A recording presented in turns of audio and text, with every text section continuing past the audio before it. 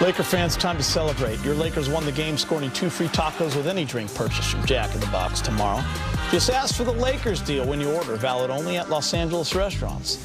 Go Lakers and go Jack. LeBron James speaking with Allie Clifton in the media. LeBron, just big picture-wise, securing home court, when you think of the postseason for this group in particular right now and how you guys will be starting, what kind of a difference does that make?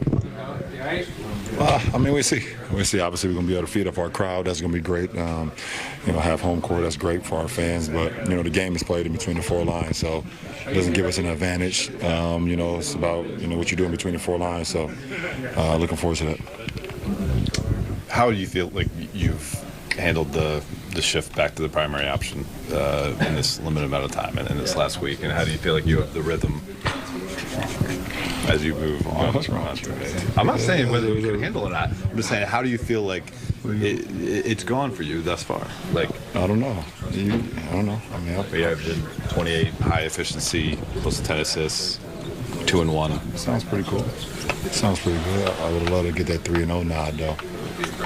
But I'm just trying to make plays. I had to tap back into a role that I've been accustomed to in the past, but obviously it wasn't what it was this year. So, but circumstances has put me back in, and I'm just trying to feed off my teammates feeding off of me, and just trying to make things happen for us to continue to stay afloat.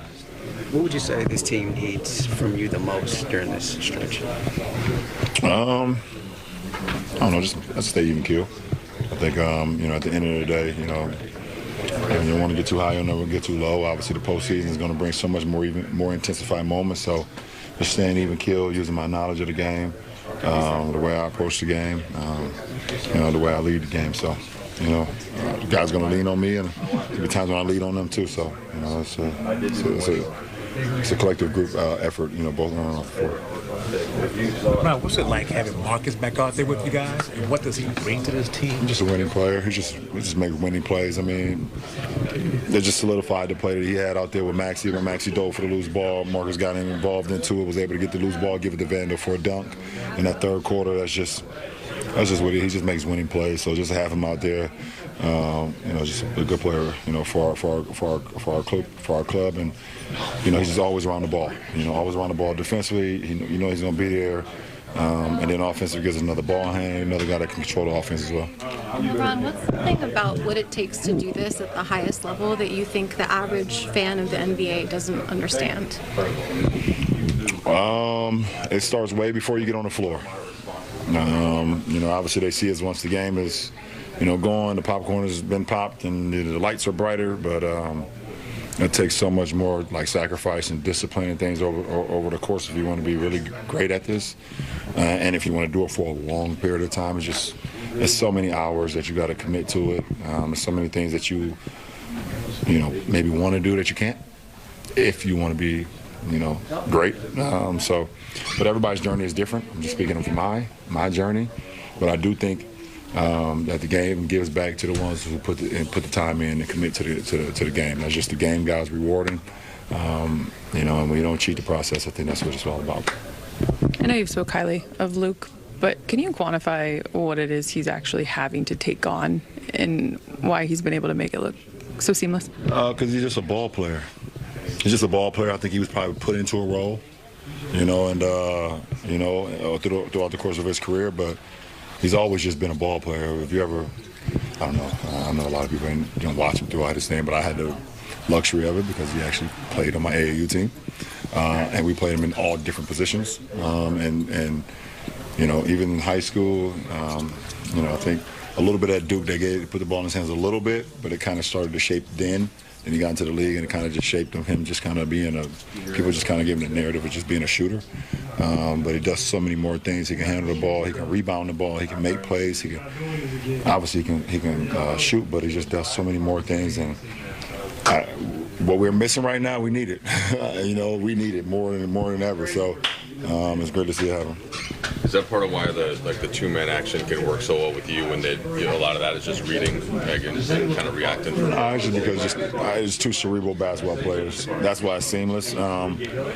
He's smart as hell. I'm smart as hell at this game, and for us to be able to, it does seem like we've been playing for a while, as teammates, but that's just this is the knowledge of the game. Then there's one on the back-to-backs, and not to go through the whole unprecedented age thing, but if somebody's in a gym on a treadmill, and you at a certain point you stop pressing up, like to sprint, because sprinting sucks for most people, right? Like where do you decide to always just keep that hitting the button up? Yeah, I don't know, just trying to squeeze as much of the juice as I can, to as dry as it can be, for me, and I've been given the opportunity to play the game that I love and try to do it at the high level, and I've tried to commit to it, and the game is given back to me. So I'm tired as hell now. I can't wait to get home. Can't wait to get some eat and go straight to sleep. But the game called for me to be in action tonight and also last night and possibly on Sunday as well. And then we get that week before the postseason. So looking forward to it. Thank you. Rob, I'm going to show you this because this one threw you a little bit in the pregame show when I told you he only needed 2 assists to get to 12,000. Well, he's there now with that group. Man, he going to pass J. Kidd. Right? He's going to be third. Think about all the stats that guy got. Whew, it's awesome, man. I just want one of them. John Stockton looking like Bruce Lee. Look at it. Look like Marty McFly. That's funny. LeBron James Access 360. Yes, I know where to go this time. Last time I was a little confused, but yeah, I'm going to go over to this wall. Oh, there it is. Okay, on this breakdown, we're going to show you what LeBron is still able to do at 55 years old. All right, right here you got Luke, on the post, to the high post, if you're not the post, over to the Black Samurai. Now, LeBron has a one-on-one situation where he has a mismatch. What I'm going to do, I'm just going to take it down to the block and then just jump over you and use the glass. Sometimes you just can't stop stuff when you're too short. You're going to do the too short. And now I'm in my same position where everybody's watching me. Now I can just dance with you right here. Put you on little skates. Now I got my back to the basket on you. And this is one of his patented moves. I saw this a lot of times with Dream fading away right here, but LeBron has patented making a little bit better than Dreams. Now we off to the races. That LeBron is asking for the ball. Black Samurai gives it to him, but this is the best thing. You know what? He has a lot of people he can get his rock to, but he's going to give it back to you. You know what? Since you saw me, I'm going to give it to you for the 3. Come on, knock this down. RH for the 3. And this one is a great block by D.A. This is my favorite player of the game. Now we got Luka-Reaves. I didn't know he had this kind of skill set handler. A little hesitation. LeBron, you want to try to overplay me, but LeBron's too smart for that because I'm just going to cut back door with this backdoor cut right here. It's going to allow him to get one of his easiest baskets of the night because nobody's going to jump with the king because he's either going to dunk on you or embarrass you. We all seen the plays throughout the years where he just dunk on people and embarrass them. So that was just a great move by the whole team there, showing LeBron's capability to do things at 53 years old.